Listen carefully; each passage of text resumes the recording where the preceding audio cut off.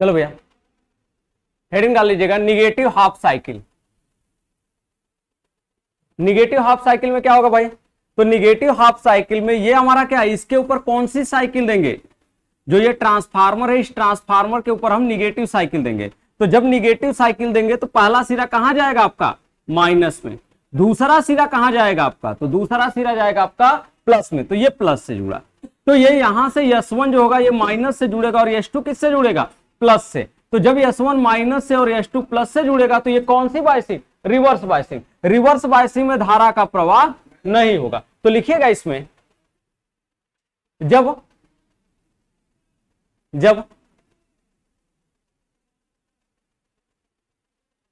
P type को sorry, जब negative half cycle दी जाती है तब लिखेगा, जब निगेटिव हाफ साइकिल दी जाती है, जब निगेटिव हाफ साइकिल दी जाती है तो P1 सिरा,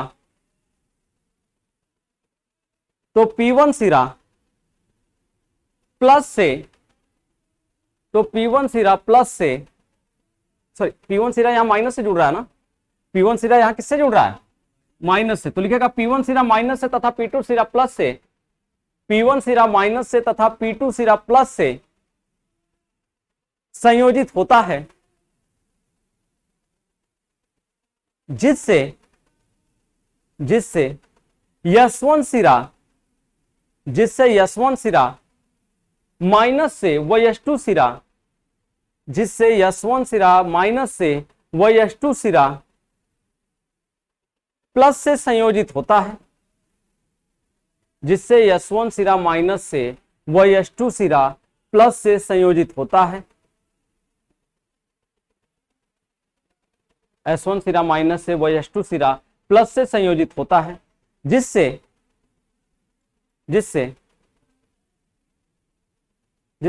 डायोड रिवर्स बायस में, जिससे डायोड रिवर्स बायस में कार्य करता है और इस स्थिति में धारा का प्रवाह नहीं होता है, और इस स्थिति में धारा का प्रवाह नहीं होता है।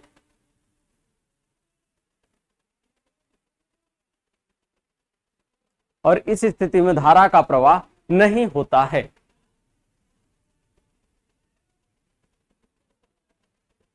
हो गया? आगे बताइए, ध्यान दो। अब देखो भैया, पॉजिटिव हाफ साइकिल भी पढ़ लिए, निगेटिव हाफ साइकिल भी पढ़ लिए। अब एक चीज समझो, एसी सप्लाई जो होती है, कौन सी सप्लाई? AC supply. इसको लिखा किस में जाता है? इस एसी सप्लाई को किस में लिखा जाता है? इसकी वैल्यू को,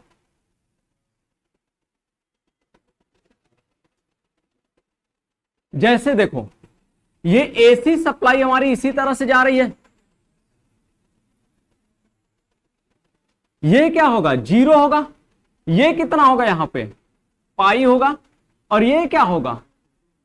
2 पाई होगा कि नहीं? ये कितना एंगल होगा यहां का? बोलो भाई, यहां का एंगल कितना होगा? अगर ये 0 से 180 है तो बीच वाला कितना एंगल? 90 होगा, यानी π/2 होगा, 90 डिग्री होगा। ये कितना होगा आपका? बोलो। तो ये होगा 3π/2 होगा, तो ये हो जाएगा 3π/2 यानी 270 डिग्री होगा ना। देख लो भैया, पाई है, पाई में π/2 जोड़ोगे तो ये मिलेगा ना हमको, तो ये 3π/2 आएगा आपका। तो ये होता है आपका। अब इसकी वैल्यू कैसे पता चलती है कि इसका मान कितना होगा आपका?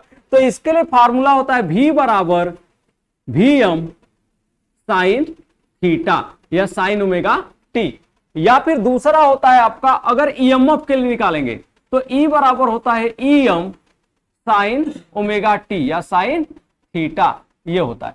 तीसरा होता है आपका I बराबर Im साइन थीटा या साइन ओमेगा टी, क्योंकि आप जानते हैं थीटा बराबर क्या होता है? ओमेगा टी होता है आपका। तो ये किसके लिए लिखा जाता है? तो ये किसी भी वोल्टेज के लिए, किसी भी करंट के लिए और किसी भी ईएमएफ के लिए। पूछोगे ई काहे करा रहे हैं? तो अभी क्या करना, अब कैलकुलेशन पढ़ना है, जो कि आपसे कैलकुलेशन पूछा जाता है। तो पॉजिटिव हाफ साइकिल के लिए, निगेटिव हाफ साइकिल के लिए सब कुछ आपका, जैसे इसमें निकालोगे एक साइकिल में आईडीसी का मान कितना होगा, औसत धारा कितना बह रही है इसमें, ये निकालोगे। फिर निकालोगे आपका आउटपुट डीसी पावर, टोटल कितना डीसी पावर मिल रहा है हमको, ये कैलकुलेट करोगे। तो इसमें अब जितनी भी सारी चीजें होंगी, जैसे एसी इनपुट पावर का मान कितना होगा, एसी आउटपुट पावर जो होगा वो कितना होगा आपका, तो ये सारा कैलकुलेशन करोगे अब। तो ये हाफ वेव रेक्टिफायर में आपको क्या करना है, पूरा पूरा कैलकुलेशन ही पढ़ना है। तो जितना थ्योरीज पढ़ना था पढ़ लिए, अब क्या पढ़ेंगे, इसका कैलकुलेशन पढ़ेंगे। तो पहले ये समझ लो कि जो एसी सप्लाई होती है, एसी सप्लाई तरंग के रूप में चलती है, और जब तरंग के रूप में चलती है तो वो इस तरह से चलती है। जैसे यहां एंगल कितना है, थीटा का मान 0 डिग्री है, तो अगर हम थीटा बराबर 0 डिग्री रखेंगे तो वोल्टेज V बराबर क्या हो जाएगा, Vm साइन 0। साइन 0 का मान कितना होगा, बोलो भैया, तो V बराबर क्या हो जाएगा 0। अरे भैया साइन 0 का मान 0 होता है ना, साइन 0 का मान 0 होगा आपका, तो 0 का गुणा होगा Vm में तो कितना आएगा 0, तो हमको मान कितना मिला 0। इस बिंदु पर क्या कोई मान है, नहीं। अगर रखेंगे इसी तरह से थीटा बराबर क्या 90 डिग्री, क्योंकि इसमें लगातार एंगल चेंज हो रहा है, तो जब एंगल चेंज होता है आपका तो उस कंडीशन में हम इस फार्मूले का क्या करेंगे, प्रयोग करेंगे। तो यहां पर अगर हम थीटा बराबर 90 रखेंगे तो V बराबर क्या हो जाएगा, Vm साइन 90, और साइन 90 का मान क्या हो जाएगा 1, तो V बराबर क्या हो जाएगा Vm। तो इस कंडीशन में क्या है, इस कंडीशन में अधिकतम मान का हमको क्या मिला है, वोल्टेज मिला है। इसके बाद जब भी इधर चाहे इधर वोल्टेज क्या होगा, कम ही होगा। क्या इससे ज्यादा वोल्टेज हो रहा है, नहीं हो रहा है। तो ये है। अगर फिर आप थीटा बराबर क्या रखोगे, 180 डिग्री रखोगे, तो साइन 180 का मान कितना हो जाएगा भाई, तो फिर 0 हो जाएगा आपका। तो जब 0 हो जाएगा तो फिर कितना हो जाएगा आपका, यहां पर वोल्टेज का मान कितना है, 0 है आपका। तो ये जो कण इसी के अनुदिश चल रहा है, उसके लिए जो हम फार्मूला यूज करेंगे वो कौन सा फार्मूला यूज करेंगे, V बराबर Vm साइन थीटा, या E बराबर Em साइन थीटा, या I बराबर क्या यूज करेंगे, Im साइन थीटा यूज करेंगे किसी भी तरंग के लिए। आगे बात समझ में। तो यहां से एक बात बताइएगा, यहां से जो हम करंट दे रहे हैं, इसके ऊपर जो इनपुट सप्लाई दे रहे हैं वो कौन सी दे रहे हैं, एसी दे रहे हैं। तो यहां से V बराबर क्या देंगे, Vm साइन थीटा देंगे। तो यहां आपका जब यहां से धारा फ्लो करेगी तो धारा I बराबर क्या होगा, Im साइन थीटा होगा कि नहीं, होगा ना भाई। अगर निगेटिव साइकिल दे रहे हैं तो निगेटिव साइकिल में भी क्या होगा, V बराबर क्या होगा, Vm साइन थीटा होगा। और यहां I की वैल्यू क्या हो जाएगी, तो I की वैल्यू 0 हो जाएगी। तो यहां I का मान कितना होगा आपका भाई, तो I का मान 0। इतनी बात क्लियर भाई। तो हेडिंग डालिएगा, अगर इतनी बात क्लियर है तो हेडिंग डालिए। हेडिंग है डायोड का अग्र प्रतिरोध, डायोड का अग्र प्रतिरोध, अग्र प्रतिरोध की स्थिति में, अग्र प्रतिरोध की स्थिति में धारा का मान,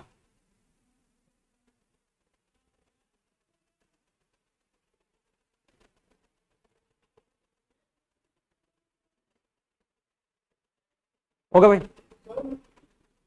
एक बात बताओ, I बराबर क्या मिला है, डायोड के लिए ना पढ़ रहे हैं, डायोड के अंदर क्या कोई रेजिस्टेंस होता है, ये हम पढ़ा चुके हैं। डायोड के अंदर क्या कोई रेजिस्टेंस होता है, बोलो भैया, डायोड के अंदर कोई रेजिस्टेंस कार्य करता है, नहीं, हाँ, नहीं, हाँ, नहीं पता। डायोड के अंदर क्या कोई प्रतिरोध कार्य करता है, कौन सा प्रतिरोध, क्या नाम है उसका, आपको बताए थे अग्र प्रतिरोध और पश्च प्रतिरोध। ये दो प्रतिरोध को हम लिखवाए भी हैं कॉपी में, ध्यान से अगर जाके खोल के देखेंगे तो अग्र प्रतिरोध भी लिखवाए हैं और पश्च प्रतिरोध भी लिखवाए हैं। आपका क्या होता है दोनों, अग्र प्रतिरोध और पश्च प्रतिरोध। तो होता क्या है आपका कि जैसे आपको एक चीज पता है कि जब किसी लकड़ी में, जैसे हम कोई लकड़ी ले लें और उस लकड़ी में क्या हो, धारा न बहे, तो उसका रेजिस्टेंस क्या होगा। अगर हम लकड़ी ले लिए, इस लकड़ी में धारा नहीं बह रही है, तो इसको कौन सा प्रतिरोध बोलेंगे, उच्च मान का प्रतिरोध बोलेंगे। प्रतिरोध क्या करता है, धारा के मार्ग में अवरोध उत्पन्न करता है, धारा को रोकता है। लकड़ी में धारा बही नहीं बही, धारा को क्या कर दिया, वो पूरी तरह से रोक दिया, तो उसका रेजिस्टेंस क्या है, बहुत ही ज्यादा है आपका। यानी जिसमें धारा न फ्लो हो, I का मान 0 हो जाए, तो I बराबर V/R, यही होता है ना। अगर I 0 होगा तो R क्या होगा, इनफाइनाइट होगा। होगा कि नहीं, बोलो भैया। अगर रखोगे यहां से निकालोगे R बराबर, तो ये होगा ना V अपन आई, और ये क्या हो जाएगा V अपन जीरो। V अपन जीरो का मान कितना आएगा, अनंत आएगा ना। यानी इसमें कितने मान का रेजिस्टेंस कर रखा है, अनंत मान का, न जाने कितना मान है उस रेजिस्टेंस का, उच्च मान का प्रतिरोध कार्य कर रहा है। तो यहां पर धारा क्या बह रही है, रिवर्स बायस में नहीं बह रही है। तो यहां जो प्रतिरोध होगा वो प्रतिरोध क्या होगा आपका, बहुत ही उच्च होगा आपका। तो यहां उच्च मान का प्रतिरोध कार्य करेगा। यहां धारा बह रही है तो यहां क्या होगा, निम्न मान का प्रतिरोध होगा। तो यहां हमने बताया था फॉरवर्ड बायसिंग है, इसलिए यहां का जो रेजिस्टेंस होगा वो RF होगा। और ये क्या, ये रिवर्स बायसिंग है, तो यहां का जो रेजिस्टेंस होगा वो R होगा। ये चीज हम बताए थे आपको, अग्र प्रतिरोध और पश्च प्रतिरोध। और बोले भी थे, लिखवाए भी हैं, अग्र प्रतिरोध का मान कम होता है पश्च प्रतिरोध से, या पश्च प्रतिरोध ज्यादा होता है अग्र प्रतिरोध से। ये भी लिखवाए हैं पॉइंट, याद कहां से ये जाइए अपन माथा खराब करे, इतना पढ़ लिख के क्या हो, है ना।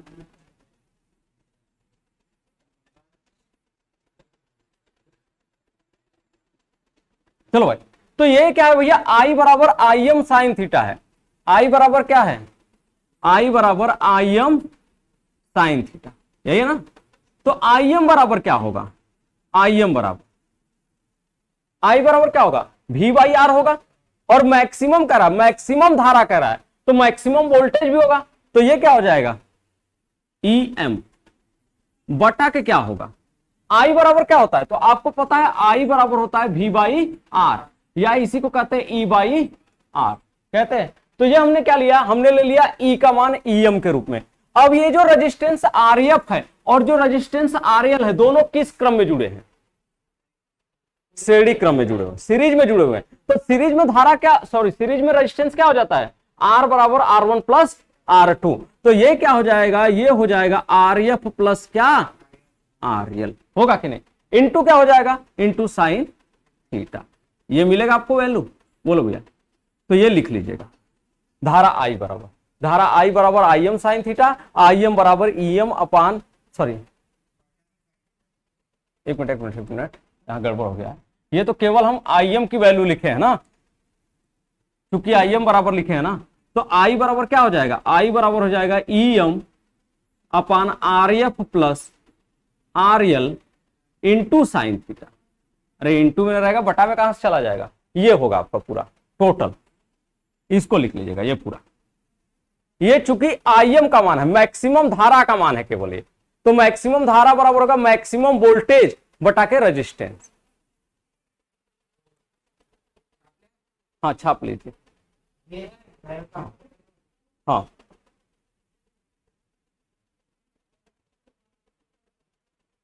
अगर प्रतिरोध की स्थिति में धारा का मान पूछा है ना, तो ये I का मान हो जाएगा।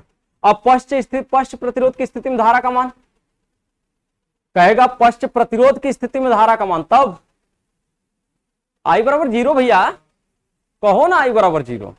हे भगवान, हम आत्महत्या का नहीं कह रहे हैं, चाहत हो का, अरे यार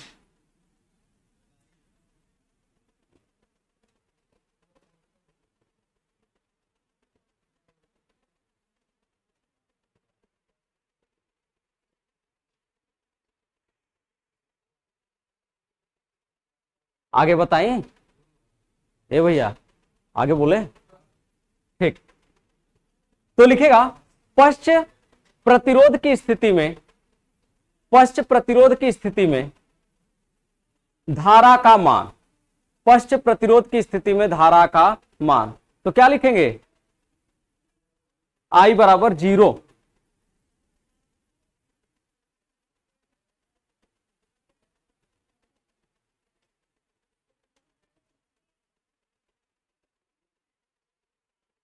हो गया। चलो भैया ये ध्यान दीजिएगा, ये जब पॉजिटिव साइकिल दे रहे थे, पॉजिटिव साइकिल की स्थिति में किस बायसिंग में कार्य कर रहा था, फॉरवर्ड बायसिंग में। और फॉरवर्ड बायसिंग में धारा क्या हो रही थी, बह रही थी। जब निगेटिव हाफ साइकिल दे रहे थे तो किस बायसिंग में, रिवर्स बायसिंग में, धारा नहीं बह रही थी। तो ये वाला आप ग्राफ बना लीजिएगा, अब पूरा ग्राफ ये लिख लीजिएगा 0 पाई 2 पाई और इसको लिख लीजिएगा 3 पाई। ये कौन सा, ये दोनों बनाएंगे ना, यहां लिखेंगे क्या, यहां लिखिएगा AC इनपुट पावर, यहां लिखिएगा AC इनपुट पावर, ये, और इसमें लिखेगा डीसी आउटपुट पावर, ये ऐसे लिखेगा। ठीक, ये वाला यहां दिखा दीजिएगा ऐसे। ठीक, ये शो कर रहा है आपका कि 0 से पाई तक का मिला, लेकिन पाई से 2 पाई का नहीं मिला, फिर 2 पाई से 3 पाई का मिला, फिर 3 पाई से 4 पाई का नहीं मिलेगा। तो एक साइकिल हमेशा क्या होगी, कटती जाएगी आपका, और एक ही साइकिल आपको क्या होगी, प्राप्त होगी, यानी एक दिशीय मिलेगी साइकिल। और धारा कैसी होती है, एक दिशीय ही होती है। कल का ये भी समझा दिए थे, बना लो भैया।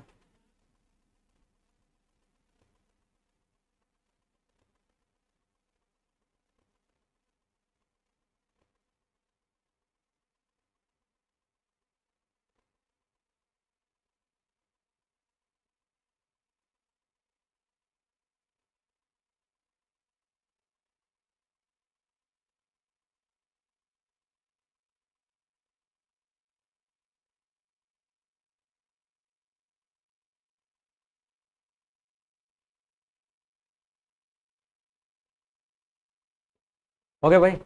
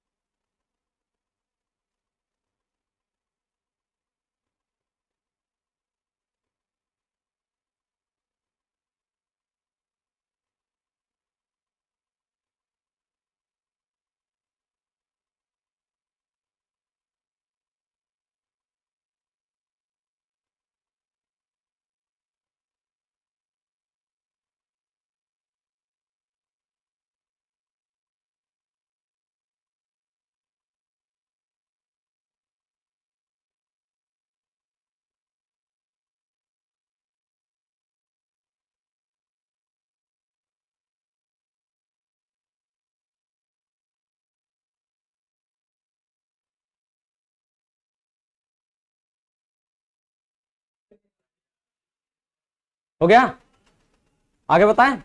अब देखो भैया एक चीज और ध्यान देना, एसी को किस में लिखा जाता है। कल वाला देखो ये बता दिए थे, प्योर एसी क्या होता है, प्योर डीसी क्या हो रहा है, बताए थे ना। आप यहां पे दे रहे हो तो आप क्या दे रहे हो, इसके ऊपर एसी, मिल क्या रहा है आपको, डीसी, लेकिन प्योर डीसी नहीं मिल रहा है। इसके बारे में हम थोड़ा सा बता दिए थे, वो आगे और अच्छे से बताएंगे, रिपल फैक्टर जब पढ़ाएंगे तब, उर्मिका घटक। तो यहां दिए AC input power, AC input power, और यहां क्या मिला आपको, डीसी आउटपुट पावर। तो अब बात आएगी एक चीज का कि जो एसी होता है, एसी सप्लाई को किस में लिखा जाता है, एसी सप्लाई को किस में लिखा जाता है, बोलो भाई। एसी सप्लाई को किस में लिखते हैं, तो इसे लिखा जाता है आरएमएस में, रूट मीन स्क्वायर में। इसको किस में लिखा जाता है, तो इसको लिखा जाता है आरएमएस में। और दूसरा क्या होता है, दूसरा होता है आपका डीसी सप्लाई। डीसी सप्लाई को किस में लिखा जाता है, डीसी सप्लाई को, तो इसको लिखा जाता है एवरेज वैल्यू में, एवरेज वैल्यू में, एवरेज मान में। आई बात समझ में, क्यों ऐसा करते हैं आपका, क्यों एवरेज में लेते हैं आपका, क्योंकि डीसी सप्लाई जो होती है इसका मान क्या होता है, एक समान होता है, नियत रहता है, नियत रहता है। तो ये मान कैसा है, ये एक एवरेज मान है ना आपका, ये मान घटबढ़ नहीं रहा है ना। तो यहां पर जो मान मिलेगा आपको, यहां पर जो डीसी का मान मिल रहा है वो इस तरह का मिल रहा है, ये डीसी का मान इस तरह का, यानी एक ही साइकिल मिल रही है, केवल पॉजिटिव वाली ही मिल रही है, केवल पॉजिटिव वाली ही मिल रही है। तो ये डीसी का जो मान हम निकालेंगे वो किस में निकालेंगे, औसत में निकालेंगे इसका मान, कि टोटल हमको कितना एवरेज पावर मिला है, कितना औसत शक्ति मिली है।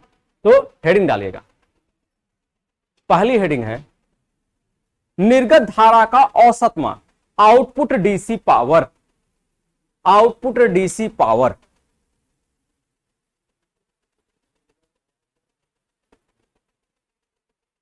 हेडिंग बोले हैं निर्गत धारा का औसत मान, निर्गत धारा का औसत मान, यानी आउटपुट करंट की वैल्यू पूछे हैं आप, आउटपुट डीसी करंट की वैल्यू, क्योंकि निर्गत धारा जो निकल रही है वो डीसी में निकल रही है।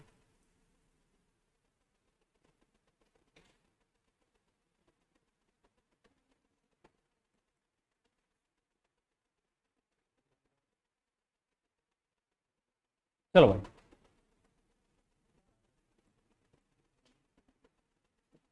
ध्यान दीजिएगा, ए भैया अब यहां ध्यान दो, जैसे अगर किसी चीज की वैल्यू निकालनी होती है, अगर हम उसका अवकलन करें तो क्या होगा, वैल्यू के मान में क्या हो जाएगी, कमी हो जाएगी। अवकलन जब कर देंगे तो वैल्यू के मान में क्या हो जाएगी, कमी हो जाएगी। समाकलन करते हैं तो क्या होता है, वैल्यू के मान में वृद्धि होती है, आपका होता है ना, अधिकतम मान वो बताता है। और अवकलन जो होता है वो कम से कम वैल्यू को जाहिर करता है आपका। तो अवकलन में घटोत्तरी होती है और समाकलन में बढ़ोतरी होती है। लेकिन निश्चित समाकलन में क्या होता है, जो फिक्स वैल्यू है वो हमको प्राप्त होती है। हम जो साइकिल दे रहे हैं टोटल, वो कितनी साइकिल दे रहे हैं, इसके ऊपर जो हम दे रहे हैं आपका, वो पॉजिटिव साइकिल दे रहे हैं और निगेटिव साइकिल दे रहे हैं, फिर पॉजिटिव दे रहे हैं, फिर क्या दे रहे हैं, निगेटिव दे रहे हैं। यही ना हम दे रहे हैं भैया। लेकिन हमको मिल क्या रहा है, हमको मिल रहा है पॉजिटिव साइकिल और उसके बाद निगेटिव मिली नहीं, फिर पॉजिटिव मिल रही है, निगेटिव नहीं मिल रही। यही हो रहा है ना इसके साथ, बोलो भैया। तो यहां पर आपका जब हम इसको निकालेंगे तो ये मान कहां से कहां तक दे रहे हैं, तो 0 पाई, पाई से कहां 2 पाई, है ना यही। यानी एक तो साइकिल ऐसे घूमी घूमी आधी साइकिल, फिर आधी साइकिल ऐसे घूमी तो 360 डिग्री बना, 360 डिग्री बन गया ना। फिर दोबारा घूमना होगा तो वही बतिया होगी ना, बोलो भैया। फिर दोबारा घूमना होगा तो वही बतिया होगी ना आपका, होगा कि नहीं। तो ये टोटल साइकिल जो बन रही है वो कहां से बन रही है, 360 तक ना बन रही है, 0 से 360 तक।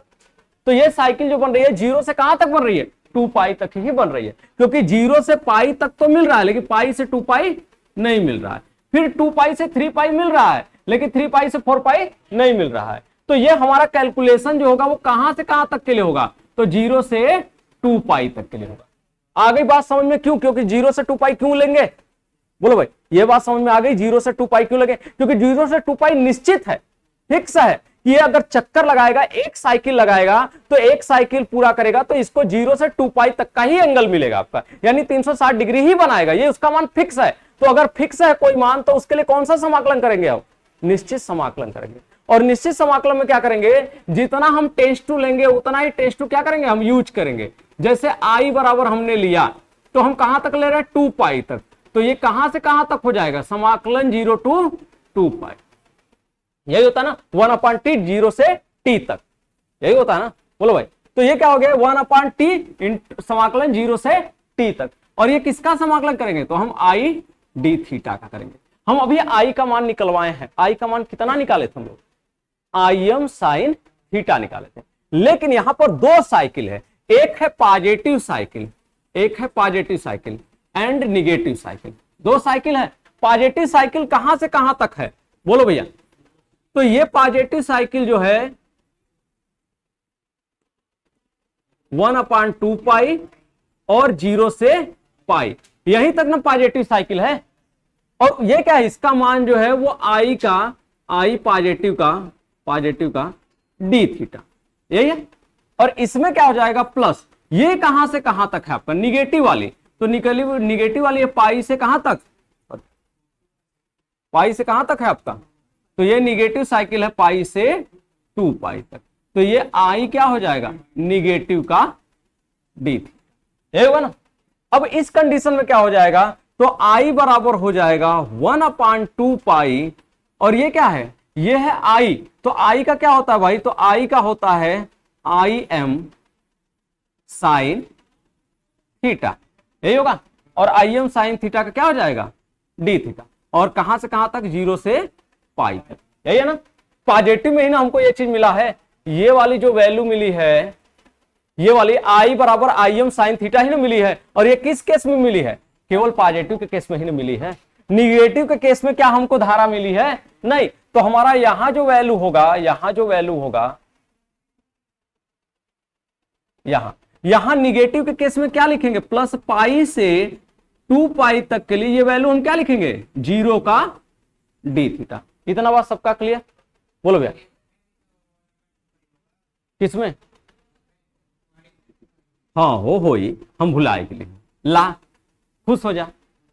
अब ना रोबा, अब क्या करो भैया, आई बराबर हो जाएगा 1/2 पाई होगा। और ये क्या हो जाएगा, तो ये हम आई एम बाहर ले लेते हैं, आई एम बाहर ले लेंगे तो ये क्या हो गया आई एम। और ये क्या है, समाकलन 0 से पाई का क्या, साइन थीटा का डी थीटा, यही होगा ना भैया, बोलो। तो ये क्या हो गया, आई एम साइन थीटा का डी थीटा। आई बराबर क्या हो जाएगा भाई, आई बराबर हो जाएगा आई एम अपान क्या हो जाएगा 2 पाई। अब साइन थीटा का समाकलन करेंगे तो क्या आएगा, माइनस कॉस थीटा, यही होगा ना। तो ये क्या आ जाएगा, माइनस कॉस थीटा।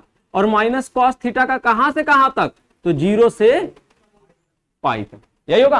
अब हम क्या करेंगे, अब हम इस वैल्यू को निकालेंगे। तो आई बराबर हो जाएगा क्या, आई बराबर हो जाएगा I am upon 2 pi, I am upon 2 pi into क्या हो जाएगा, तो माइनस कॉस थीटा है। माइनस कॉस थीटा को हम हल करेंगे तो ये क्या हो जाएगा, माइनस कॉस क्या 0, ये है ना, 0 से कहां तक है, पाई तक है। तो माइनस कॉस 0 और क्या हो जाएगा भाई, और क्या निकालेंगे, तो ये हो जाएगा आपका माइनस क्या, माइनस माइनस प्लस, प्लस हो जाएगा ना जी। ये कितना हो जाएगा आपका, एक मिनट,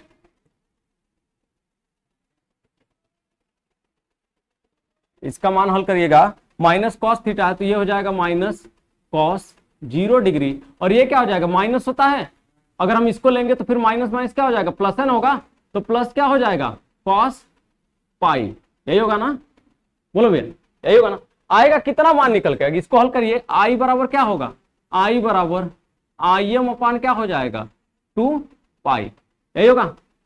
अब ये क्या है आपका, अच्छा पहला वाला लेते हैं कि दूसरा वाला पहले लेते हैं, पहले पहला वाला लेते हैं कि दूसरा वाला, पहले ऊपर वाला लेते हैं ना, फिर नीचे वाला ना। इसको जरा चेंज कर लीजिएगा, इसको पाई कर लीजिएगा, इसको 0 कर लीजिएगा,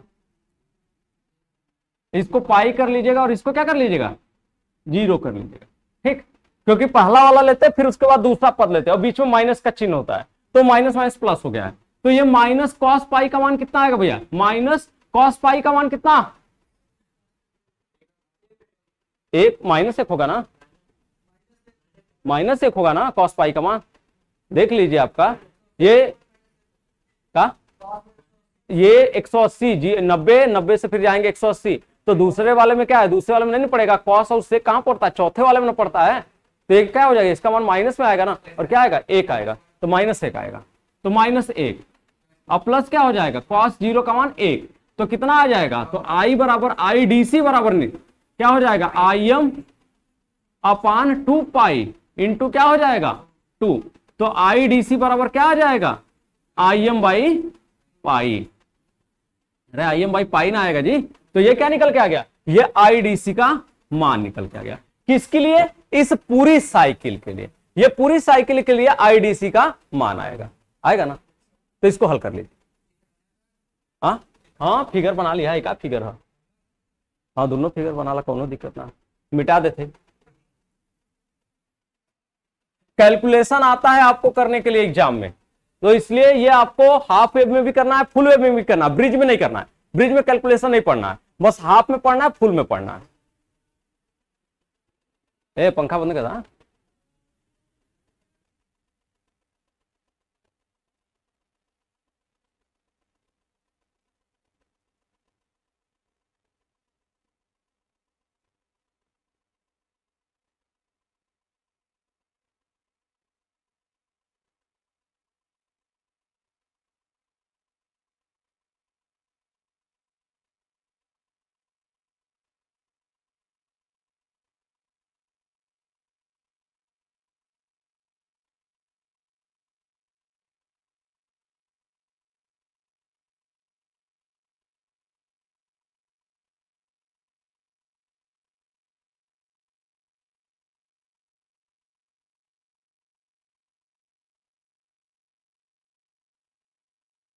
अब मन जेके न समझ में आ लो भैया पूछ ले अपन, गुलशन कोई दिक्कत,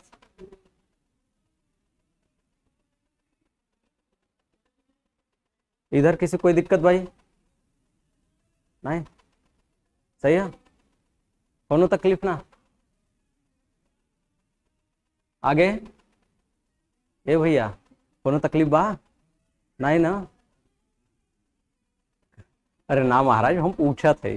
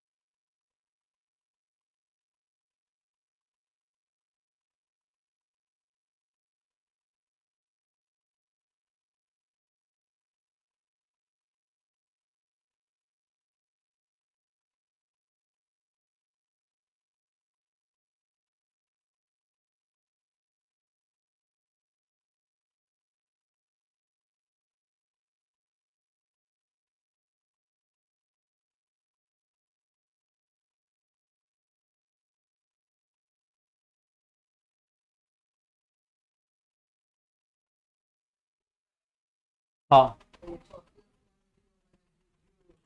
नहीं हो, चार्ट खोल रहा मोबाइल में।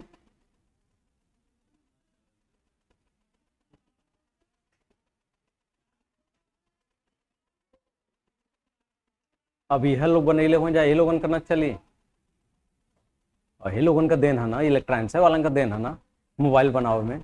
अब यही लोगों को मोबाइल ना चली तो कौन मतलब बा।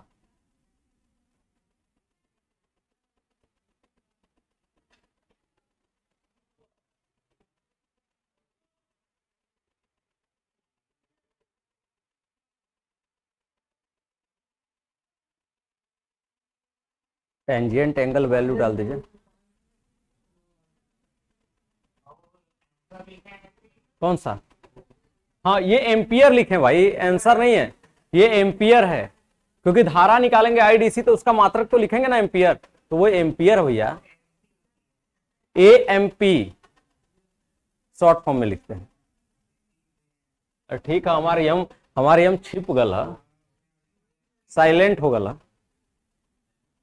चलो भैया अब हेडिंग डालेगा, ये तो क्या निकला, आउटपुट डीसी धारा, आउटपुट डीसी धारा निकल गई। यानी कहने का मतलब ये है, देखो जी, कि इससे कितना धारा बह, फॉरवर्ड बायसिंग से होकर धारा बहती है, तो धारा हमेशा किस तरफ बहती है, फॉरवर्ड बायसिंग में। बताइए भैया, पी से एन की तरफ कि एन से पी की तरफ? हमेशा धारा प्लस से माइनस की ओर फ्लो करती है। हम आपको बार बार बताएं कि धारा हमेशा हाई पोटेंशियल से लो पोटेंशियल की तरफ फ्लो होगी। ठीक, तो क्या भाई आपका धारा प्लस से किस डायरेक्शन में फ्लो करेगा, माइनस डायरेक्शन में फ्लो करेगा। अब क्या निकालेंगे, ये तो हमने धारा निकाल दिया, धारा के बाद हम क्या निकालना है, वोल्टेज कैलकुलेट करना है। धारा के बाद क्या करना है, कैलकुलेट वोल्टेज। वोल्टेज के बाद क्या निकालेंगे, पावर। तो हेडिंग डाल लीजिएगा, औसत डीसी वोल्टेज, औसत डीसी वोल्टेज।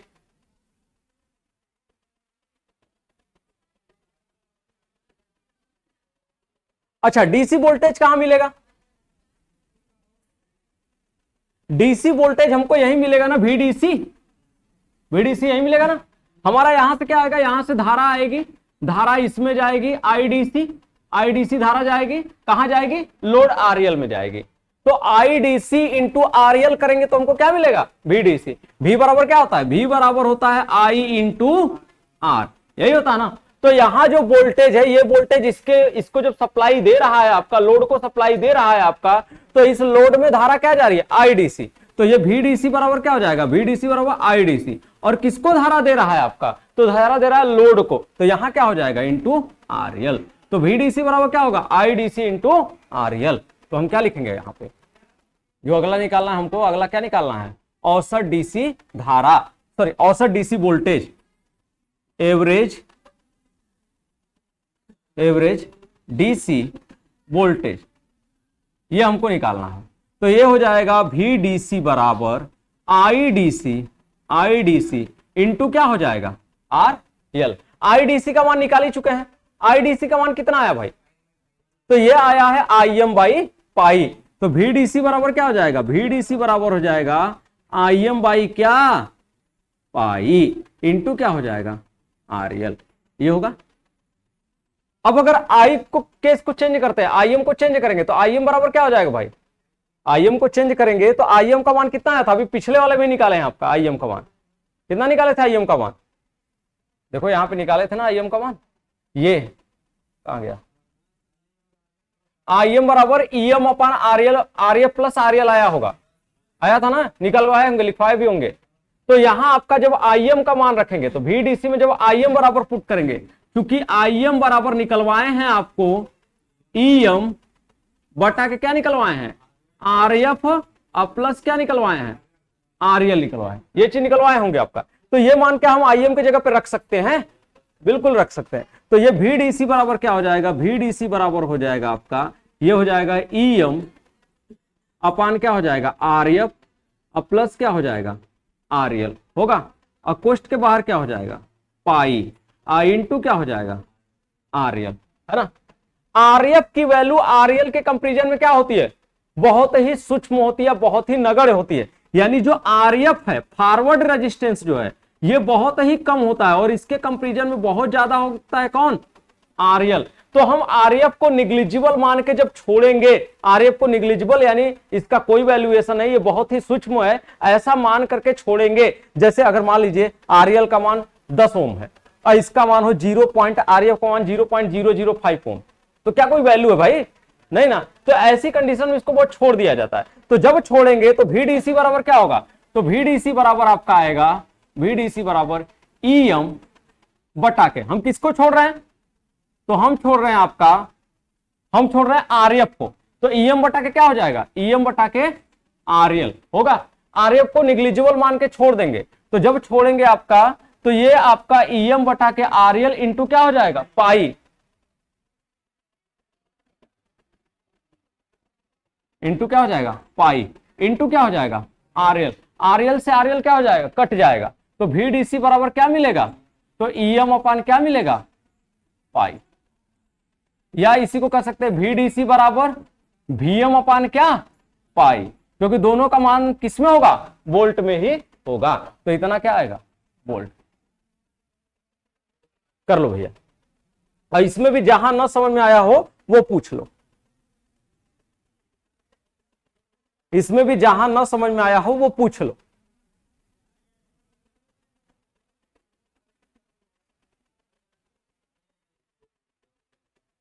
फॉरवर्ड रेजिस्टेंस को क्यों निग्लिजिबल मान के छोड़े भाई, फॉरवर्ड रेजिस्टेंस को क्यों निग्लिजिबल मान के छोड़े हैं, क्योंकि फॉरवर्ड बायस में धारा जो होती है वो बहती है आपका, और धारा तभी बहेगी जब आपका रेजिस्टेंस क्या हो, कम से कम हो आपका। तो इसीलिए क्या आपका आरएफ का मान बहुत ही कम है आपका, और बहुत ही कम होने की वजह से निग्लिजिबल मान के छोड़ दिए हैं। तो आरएल से आरएल कटेगा तो ये बचेगा VDC बराबर EM अपान क्या, EM बटा के RL इंटू पाई, आरएल से आरएल कटेगा तो EM अपान पाई आएगा। हाँ छोड़ रहा है, हो गया है।